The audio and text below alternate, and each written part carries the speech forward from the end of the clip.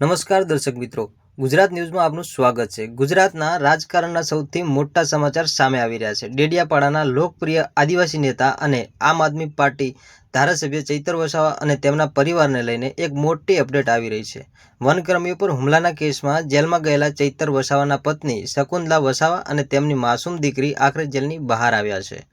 મિત્રો, આ સમગ્ર વિવાદ વર્ષ 2023માં શરૂ થયો હતો, જેમાં વન વિભાગના અધિકારીઓ સાથે બોલાચાલી અને મારપીટનો આક્ષેપ થયો હતો। રાજપીપળાની સેશન્સ કોર્ટે ચૈત્ર વસાવા, તેમની પત્ની શકુંતલાબેન અને અન્ય સાથીઓને દોષિત ઠેરવી 7 વર્ષની જેલની સજા અને અન્ય 25,000 રૂપિયાનો દંડ ફટકાર્યો હતો। આ ચુકાદા બાદ તમામ આરોપીઓને વડોદરા અને રાજપીપળા જેલમાં મોકલી દેવામાં આવ્યા હતા। ચૈત્ર વસાવાના પત્ની શકુંતલાબેન જેલમાં હતા ત્યારે તેમની સાથે તેમની 18 મહિનાની માસૂમ દીકરી પણ હતી। આ બાબતે ગુજરાત હાઈકોર્ટ જામીન અરજી કરવામાં આવી હતી। હાઈકોર્ટે બાળકના ભવિષ્ય અને માતાની જવાબદારીને ધ્યાને રાખીને માનવતાવાદી અભિગમ અપનાવ્યો।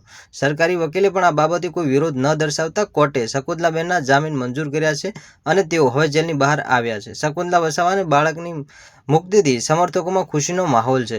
જોકે ધારાસભ્ય ચૈતર વસાવા હજુ પણ જેલમાં જ છે। આ ચુકાદાને આમ આદમી પાર્ટીએ રાજકીય રીતે પ્રેરિત ગણાવ્યો છે અને ઉપરની કોર્ટમાં લડત ચાલુ રાખવાની વાત કરી છે। આ મામલે તમારું શું કહેવું છે? કોમેન્ટમાં ચોક્કસ જણાવશો।